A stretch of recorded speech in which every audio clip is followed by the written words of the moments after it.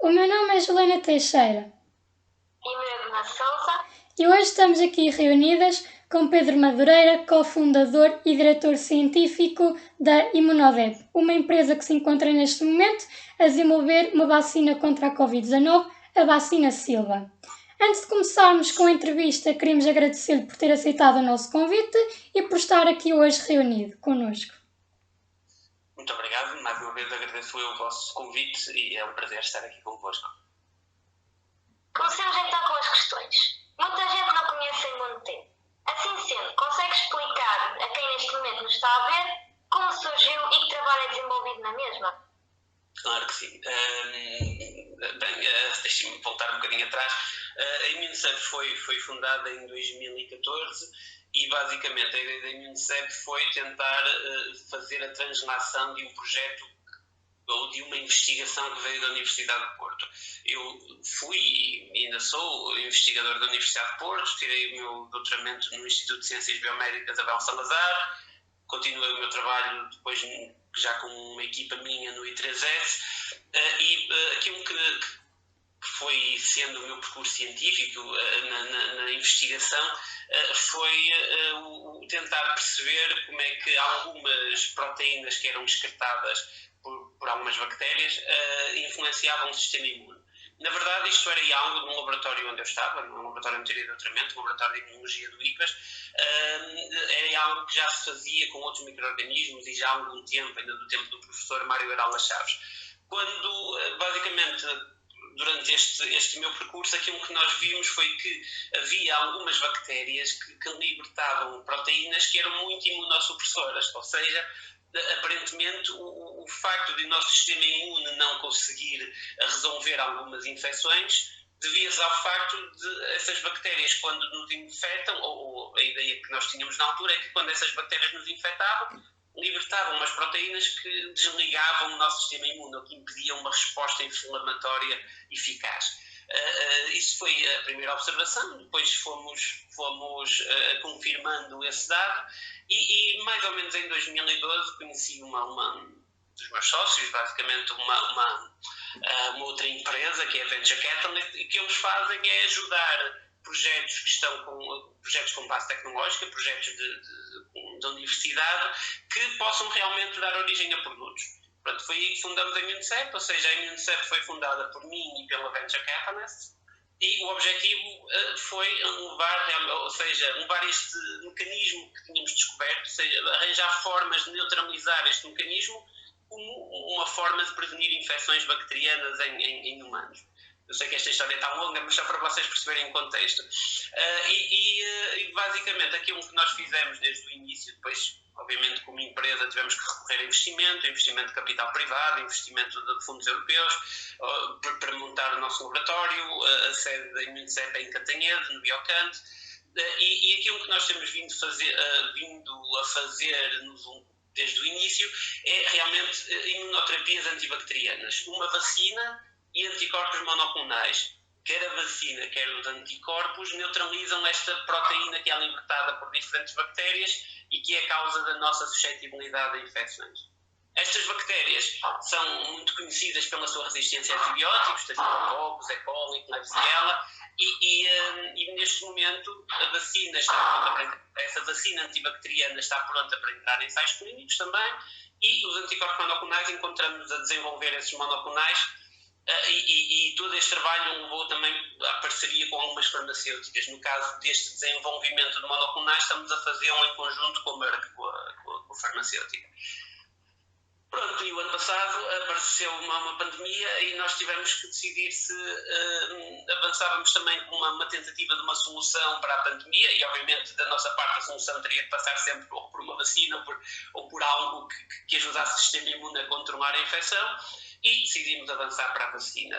Portanto, neste momento, aquilo que é o grande foco da Imunocep e que continua a ser são imunoterapias antibacterianas e agora, neste momento, obviamente, a vacina também para Covid.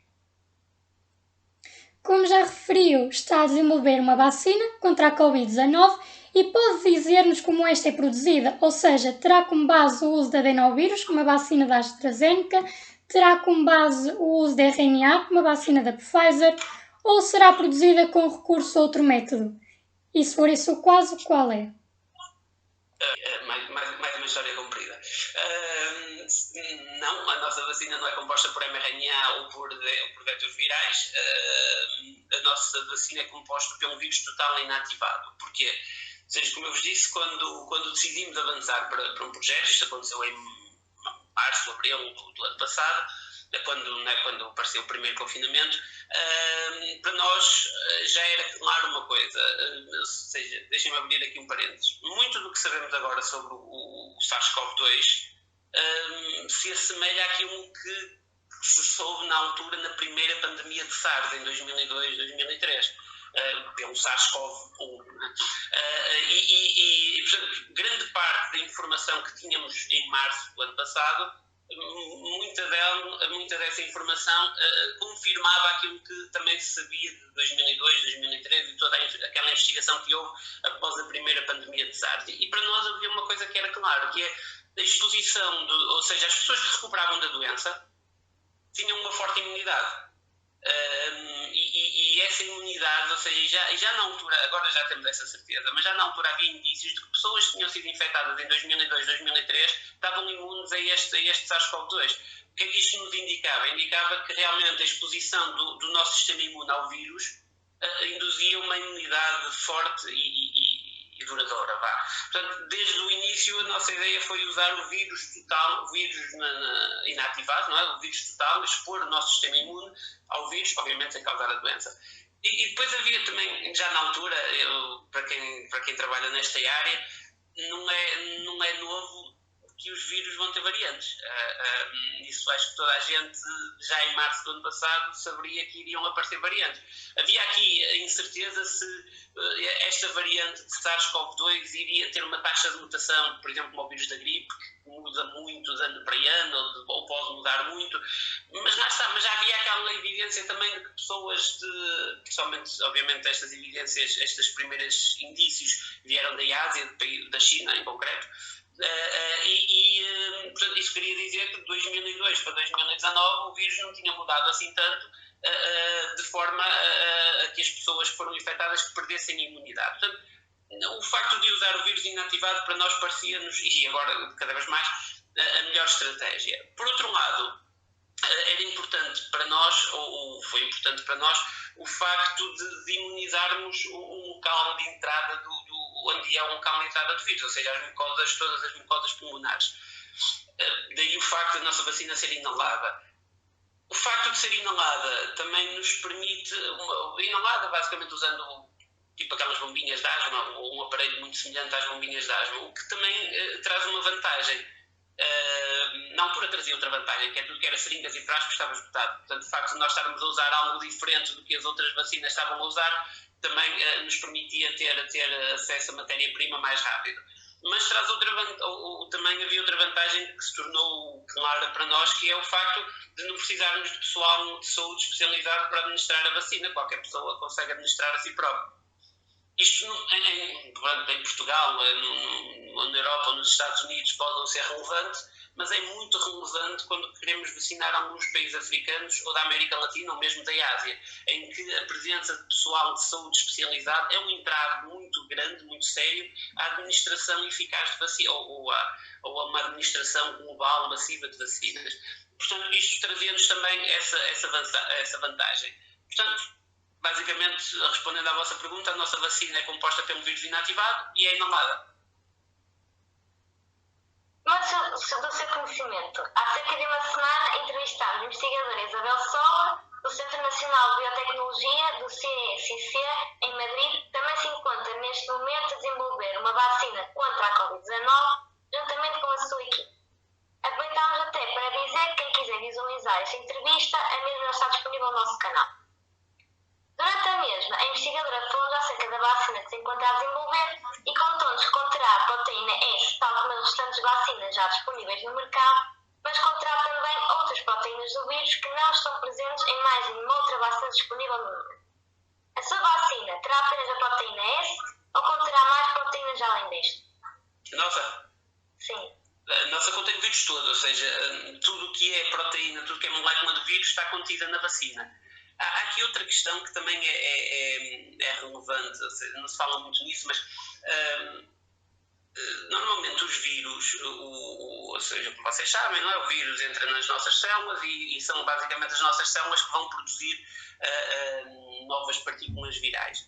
Portanto, há todo um conjunto de modificações no vírus que, na verdade, é feito pelas nossas células. E até há algo que é muito relevante para o reconhecimento imune, que é a glicosilação de proteínas virais.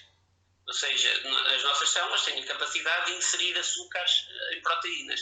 Portanto, quando as nossas células estão a fazer, ou seja, quando as nossas células são infectadas e começam a produzir novas partículas virais, vão inserir grupos de açúcar, não é? Vão inserir glicosilações muito características das nossas células, não do vírus, mas das nossas células. E isso é muito difícil de replicar em proteínas. Ou seja, quando produzimos uma proteína em laboratório, é muito difícil replicar o padrão de glicosilação que é feito pelas nossas células. E muitas vezes, se não temos em conta esse padrão de glicosilação, o que é que pode acontecer quando damos as proteínas do vírus? Basicamente, ou seja, está lá a proteína do vírus, mas na verdade o vírus, quando essas proteínas do vírus são produzidas pelas nossas células, estão quase como cobertas por açúcares. Portanto, os anticorpos imaginando que injetamos proteínas do vírus, se essas proteínas não tiverem esse padrão de glicosilação, os anticorpos que vão ser produzidos por nós vão reconhecer partes dessa proteína. Mas se depois no vírus essas partes estiverem cobertas por açúcar, esses anticorpos não vão funcionar muito bem. Portanto, é preciso ter muito cuidado com esse padrão de glicosilação. Nós temos alguma experiência também em vacinas de proteínas recombinantes, mas achamos que aqui poderia não ser a melhor estratégia. Daí o facto de usarmos o vírus inativado. Ou seja, o vírus é expandido, assim se diz, em células, em mammalian cells, portanto, vai ter todo o padrão de glicosilação normal, depois é inativado e injetado, inalado, neste caso, na vacina, de forma a que seja exposto ao nosso sistema imune de uma forma muito semelhante àquilo que o vírus tem quando está ativo. Portanto, respondendo à tua pergunta, o nosso vírus tem lá tudo que são moléculas do vírus estão lá na vacina. Só para fazer aqui também há uma vacina que também há umas vacinas que também usam vírus inativado, são as vacinas chinesas. E é interessante que são as únicas até agora que têm exatamente a mesma proteção contra as diferentes variantes. Ou seja, mais uma vez reforço aquilo que vos disse no início, não é? Que quanto mais moléculas do vírus expusermos ao nosso sistema imune, mais difícil é haver novas variantes que escapem à vacina. Tal como a vacina espanhola, e como ainda agora referiu, a sua vacina será administrada via intranasal. Consegue-nos explicar a diferença? Desculpa, não é intranasal, essa foi mas eu explico a diferença. Não é intranasal, inicialmente, quando nós falamos de uma vacina inalada, já houve uma notícia qualquer que falou intranasal e nós deixamos ir. Mas, na verdade, o intranasal também aliás, já temos essa experiência de outras vacinas, até uma vacina que veio que há uns anos surgiu para a gripe e era intranasal. Qual é o problema do intranasal? É que o nosso nariz é feito para filtrar partículas. Ou seja, a função fisiológica do nosso nariz é filtrar coisas para que cheguem aos pulmões. É filtrar o ar, é reter partículas no nariz de forma a que essas partículas não cheguem aos pulmões. Portanto, o facto de se dermos uma vacina intranasal, grande parte daquilo que nós damos vai ser filtrado pelo nariz, não vai chegar aos pulmões. Pode ser bom, ok, podemos ter aqui alguma imunidade a nível das mucosas nasais, mas não vamos ter o máximo de imunidade a nível das mucosas pulmonares. Daí a nossa vacina não é intranasal, não vamos snifar nada, como disse o Ricardo Arnos Pereira, mas será uma bomba de asma, ou seja, será inalada oralmente, garantindo que... deixem-me voltar atrás, mas por isso é que os inaladores de asma, exatamente por essa razão, não são intranasais, são inalados oralmente, que é para garantir que aquilo que é o fármaco, no caso dos inaladores de asma, em nosso caso a vacina, chegue realmente aos pulmões. E pronto, e essa é a diferença, ou seja, se dermos uma vacina intramuscular, aquilo que vamos estar a promover é uma imunidade sistémica e pouco uma imunidade local. Dando uma vacina inalada, fazendo com que a vacina chegue aos pulmões, estamos a promover também uma imunidade sistémica, uma imunidade a nível do organismo, mas estamos a otimizar ou a amplificar uma imunidade local das mucosas pulmonares, o que neste caso é essencial. Ainda relativamente à sua vacina, para além da administração ser por inalação e não requerer temperaturas de armazenamento negativas, há mais alguma coisa que a distingue das demais que queira acrescentar? Eu diria que praticamente é isso. Há aqui uma questão também que não referi e que acho que também é relevante, ou seja, a facilidade de administração, a facilidade de distribuição, porque não requer temperaturas muito baixas. Aliás, ela é estável a temperatura ambiente durante alguns meses. Obviamente que se recomenda guardar no frigorífico, mas não necessita de temperaturas negativas. Há aqui uma questão, não sei se vocês têm a noção, todas as vacinas, sem exceção, usam, além do antigênio, o que é o antigênio? É aquilo que nós queremos que o sistema imune produza anticorpos, é o antibody generator, não é? É aquilo que faz a produção de anticorpos que depois nos irão proteger. Mas, além disso, isso é o essencial da vacina, eu diria, isso é a essência da vacina. Mas depois, todas as vacinas têm sempre uma substância que se chama adjuvante, cujo objetivo é ativar o nosso sistema imune, ou seja, é potenciar a resposta imune. E nós usamos como adjuvante um análogo de RNA que já foi usado em 2004, ou seja, basicamente esse análogo de RNA tem propriedades antivirais. Ou seja, não só vai ajudar a nossa vacina à produção de anticorpos da nossa vacina, como vai também, de certa forma, reforçar a nossa capacidade de responder a infecções virais. Aliás, este adjuvante, esta substância, já foi usada, ou já foi testada em 2004 como uma forma de tratamento para a Covid. Portanto, além do facto da vacina ser inalada, de ter o vírus inativado como antigênio, usamos também este adjuvante que reforça muito a nossa capacidade natural de responder a infecções víricas. Através de pesquisas efetuadas, vimos que a vacina Silva conclui os ensaios pré-clínicos com sucesso. Consegue explicar-nos o que é isto? Claro. Ou seja, qualquer fármaco, não é só as vacinas, obviamente agora estamos muito informados sobre vacinas, mas qualquer fármaco, antes de avançar para humanos, antes de avançar para ensaios clínicos em humanos, tem que, obviamente, cumprir todo um conjunto de requisitos que tornem seguro o avançar, o testar em humanos. E, normalmente, esses requisitos dividem-se por dois tipos de ensaios de eficácia e ensaios de toxicidade. Ou seja, o que é que as entidades reguladoras querem garantir? É que quando qualquer fármaco é testado em humanos, já mostrou que é seguro no modelo animal e que é eficaz contra aquilo que nós dizemos que é eficaz. E no caso de uma vacina, ou seja, nós basicamente temos que vacinar animais, infectá-los e mostrar que aqueles que estão vacinados ficam protegidos com a vacina. Foi o que aconteceu, ou seja, fizemos ensaios no modelo animal que é usado, ou seja, um modelo animal transgénico de ratinho que desenvolve doença com SARS-CoV-2 muito semelhante àquilo que acontece em humanos. Basicamente o que nós fizemos foi ter um grupo de controle, ter um grupo vacinado, infectar, e percebemos que realmente os animais vacinados tinham uma sobrevivência muito superior àqueles que não eram vacinados. Portanto, ou seja, aí a demonstração que a vacina é eficaz num modelo pré-clínico, num modelo animal. Por outro lado, temos também que demonstrar que a vacina não induz qualquer efeito secundário. Portanto, isso há tudo um conjunto de testes, de ensaios que são recomendados pela IAMA, pela FDA, pelas entidades reguladoras, e que normalmente tem que ser feito em condições certificadas. Portanto, também já fizemos isso e a vacina não induziu qualquer efeito adverso. Portanto, aquilo que nós dizemos quando concluímos os ensaios pré-clínicos ou não clínicos com segurança e eficácia, quer dizer isso mesmo, quer dizer que a vacina mostrou-se eficaz no modelo animal e mostrou também que não induzia qualquer efeito adverso no modelo animal. É isso que nós queremos dizer. E quanto aos ensaios clínicos com humanos, já começaram a decorrer ou ainda faltam meios para tal? ainda faltam meios para tal. Ou seja, neste momento nós já temos aqui um pormenor que também é importante, ou seja, mais uma vez, em qualquer fármaco, a parte da produção é algo que é essencial. Vocês devem imaginar, ou seja, temos que ter vacina, no nosso caso em concreto, temos que ter vacina para vacinar as pessoas no ensaio clínico, não é óbvio? E temos que ter doses de vacina o suficiente para não parar o ensaio a meio.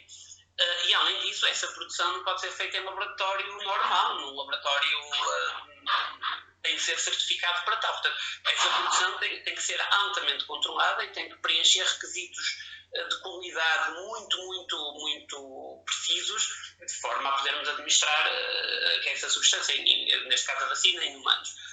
E em Portugal nós não temos essa capacidade. E mesmo na Europa não há assim tantos laboratórios quanto isso, não é? Vocês ouviram há pouco tempo nas notícias o problema da produção de vacinas, e em Portugal não temos essa capacidade. Nós só avançamos para este projeto porque temos um parceiro que aliás, faz parte da direção da MINCEP, que trabalha na produção de vacinas já há muitos anos. Portanto, tem no Canadá uma unidade de produção de vacinas e nos garante toda essa produção para avançarmos. Portanto, eu diria que neste momento nós temos tudo o que é preciso para avançar para ensaios clínicos, mas tendo em conta também que isto obviamente é um processo bastante dispendioso e tendo em conta também que houve um interesse declarado por parte do Governo em apoiar o nosso projeto, neste momento aquilo que estamos à espera é basicamente que se concretize esse investimento. Estamos a ver as formas mais rápidas para que isso aconteça. A partir do momento que esse investimento se concretize, então poderemos avançar em ensaios clínicos. Da nossa parte, acho que respondendo também um bocado à tua pergunta, o nosso objetivo era em setembro estarmos a fazer isso já.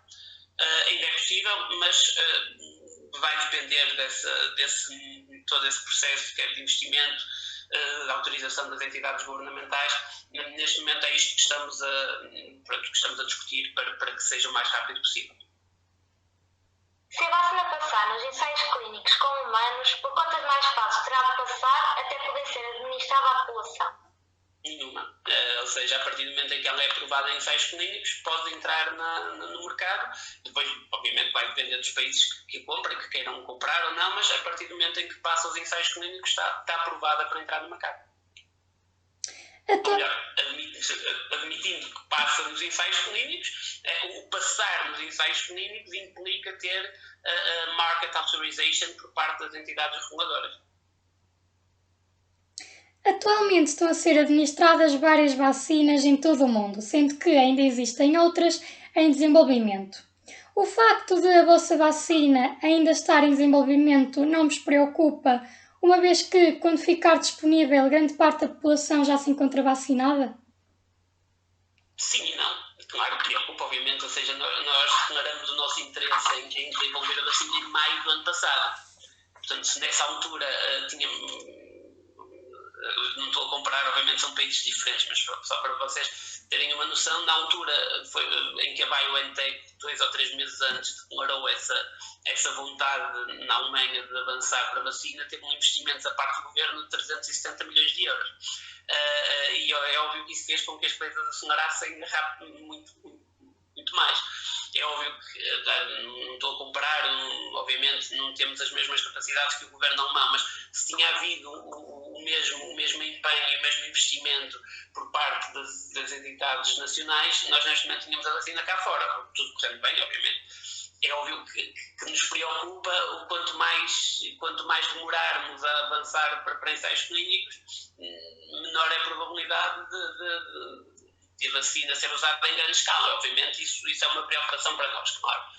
Por outro lado, achamos que continua a fazer sentido, por um lado, como eu vos disse há um bocado, há muitos países, quer de países africanos, países asiáticos, países da América Latina, que quase não receberam doses de vacina. Portanto, e enquanto esses países não estiverem vacinados, nunca vamos conseguir um controle da pandemia, não é? Porque a Europa, e o nosso país em concreto, tem relações económicas que são essenciais com países africanos. Portanto, enquanto eles não estiverem vacinados, enquanto houver intercâmbios de pessoas de países vacinados com pessoas de países não vacinados, estamos sempre a circular novas variantes cuja probabilidade de escapar às vacinas atuais é muito grande. Portanto, neste momento ainda não é uma preocupação para nós o facto de não termos a vacina aprovada. Por outro lado, né, e mesmo as melhores estimativas da Organização Mundial de Saúde é que este cenário dura até 2025. E depois disso, teremos, ou seja, a partir de agora, acho que será difícil o SARS-CoV ser erradicado da comunidade. Portanto, é um vírus com o qual vamos ter que nos habituar. E como muitos outros vírus, para os quais temos vacinas, há um plano nacional de vacinação que engloba anualmente, não é, vacinas que são administradas no Plano Nacional de Vacinação. E muito provavelmente é o que vai acontecer com o SARS-CoV, com este SARS-CoV-2. A vacina para SARS-CoV-2 fazer parte dos planos nacionais de vacinação durante ainda vários anos. Portanto, respondendo à vossa pergunta, apesar de, preocupa-nos e queríamos já ter a vacina aprovada, como é óbvio, mas achamos que ainda vamos muito a tempo para contribuir para a vacinação para este vírus. No mundo as opiniões estão divididas contra a vacinação de crianças e jovens com idades compreendidas entre os 12 e os 17 anos. Na sua opinião, esta faixa etária deve ser vacinada?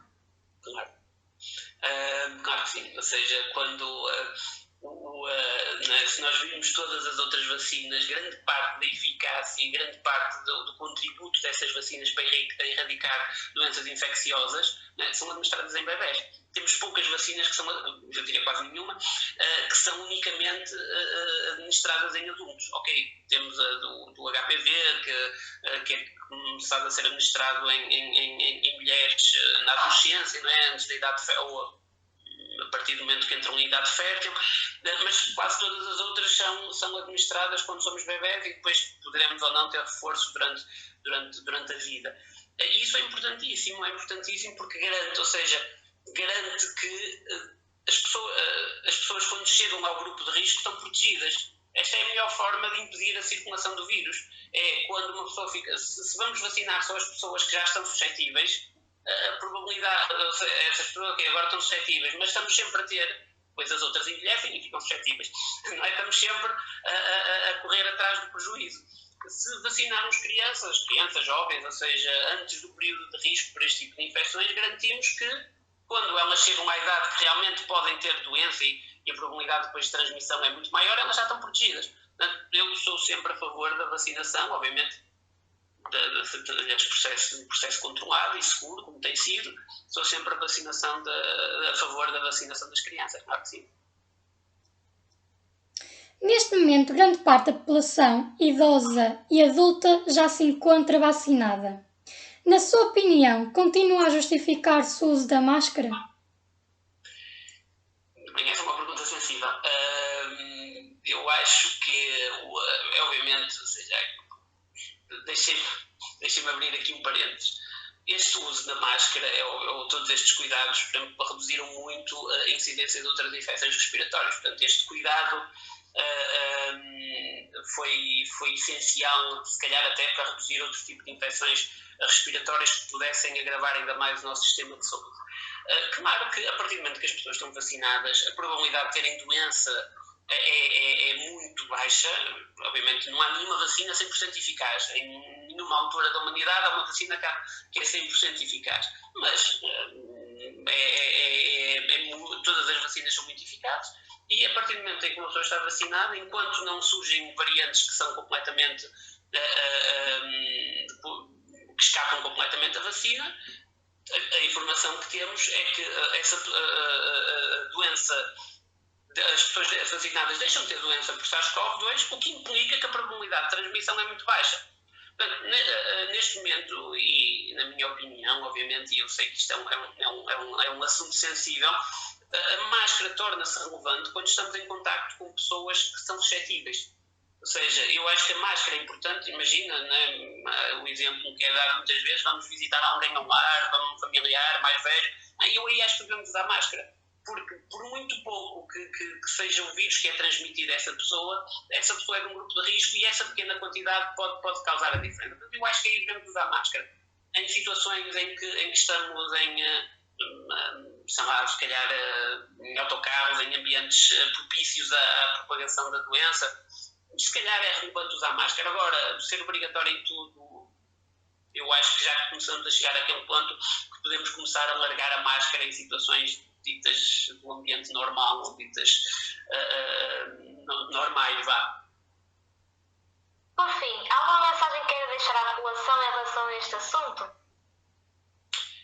Se calhar há muitas, mas eu acho que a mensagem neste momento que se impõe ou que se tem imposto, já antes do Covid, felizmente o Covid veio trazer algum awareness, como é que se diz, alguma sensibilidade das pessoas para a vacinação, né? Antes do Covid nós víamos cada vez mais grupos de pessoas que eram contra vacinas, porque as vacinas fazem mal.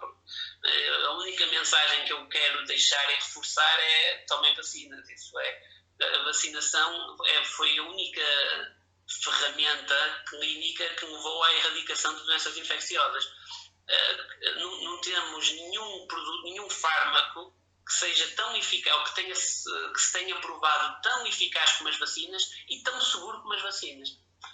Portanto, a mensagem que eu quero deixar, já há muitos anos que eu quero deixar e agora reforço, é a vacina. Essa é a melhor forma de combatermos doenças infecciosas. Damos por terminada então a entrevista. Mais uma vez agradecemos imenso pela sua disponibilidade que apresentou para com a mesma. Gostamos imenso deste bocadinho e esperamos poder ter novamente a oportunidade de debater consigo este tipo de assuntos. Muito obrigado, foi um prazer também e espero que sim, espero que falemos novamente no futuro.